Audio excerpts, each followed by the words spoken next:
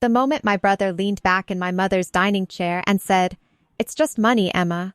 Stop being dramatic," I knew two things.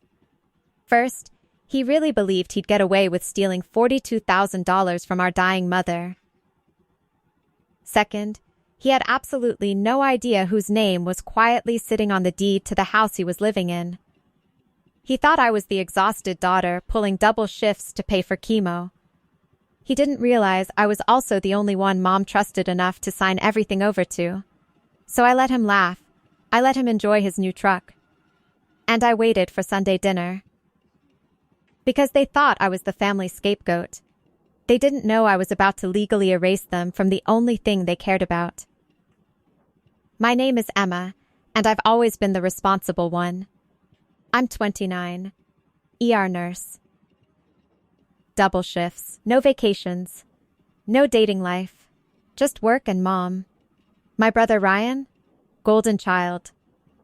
32, entrepreneur, which really means unemployed with expensive hobbies. Growing up, my parents always bailed him out.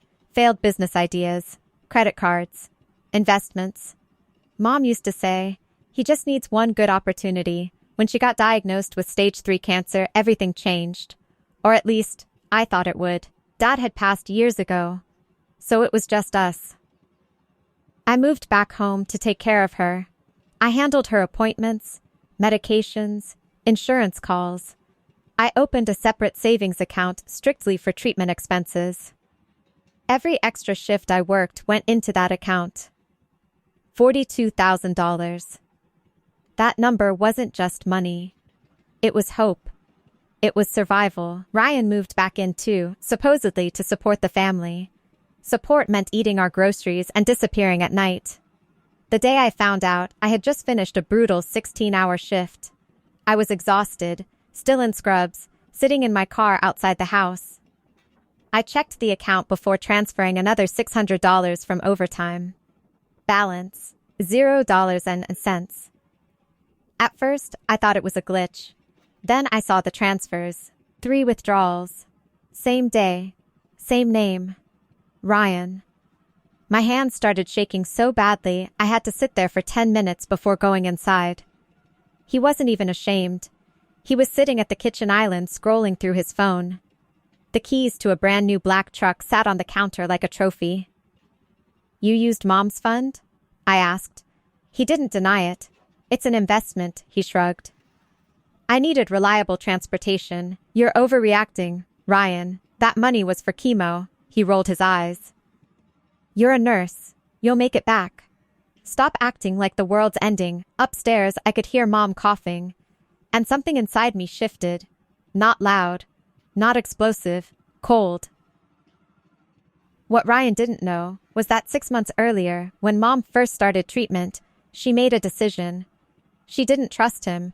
She called a lawyer, and she changed the deed to the house. Into my name. Ryan thought he owned the world because he lived under that roof. He didn't realize he was a guest. A temporary one.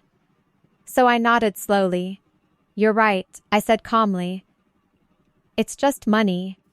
And that's when I started planning Sunday dinner. I didn't scream. I didn't threaten him. I didn't even tell Mom what he'd done, not yet. She needed strength for chemo, not stress. Instead, I called the lawyer she'd met 6 months earlier.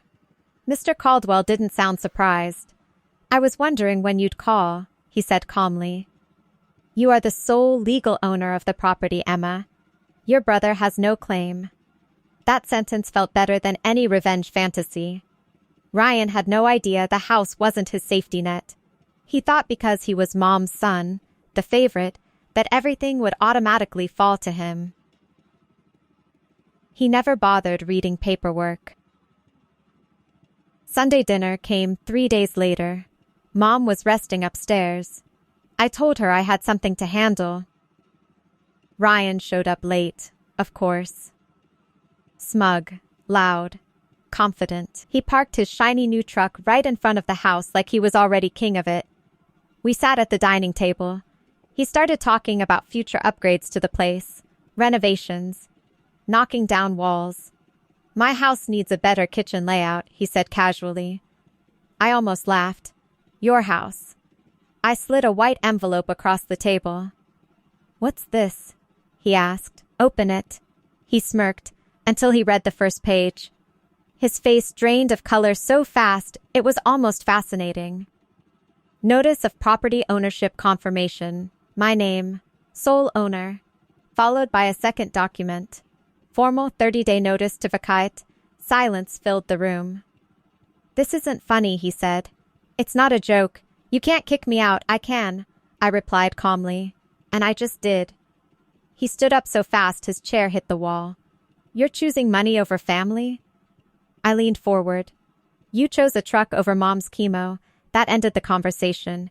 He tried everything over the next week. Guilt, anger, playing the victim with extended relatives. But paperwork doesn't care about feelings. 30 days later, a moving truck came. Not his, mine. Because I wasn't just removing him. I refinanced the house using my sole ownership status, pulled equity legally, and restored every dollar he stole, plus enough to fully secure mom's treatment plan. His truck? Repossessed 2 months later. Turns out investments don't work when you don't make payments. The day he left, he stood in the driveway holding the last box of his things. You're dead to me, he muttered. I smiled, not warmly. Good. Mom never lost her house. Her treatments continued. And Ryan learned something he'd never experienced before. Consequences. He thought I was the exhausted nurse he could manipulate forever. He didn't realize I was the owner of the ground he stood on.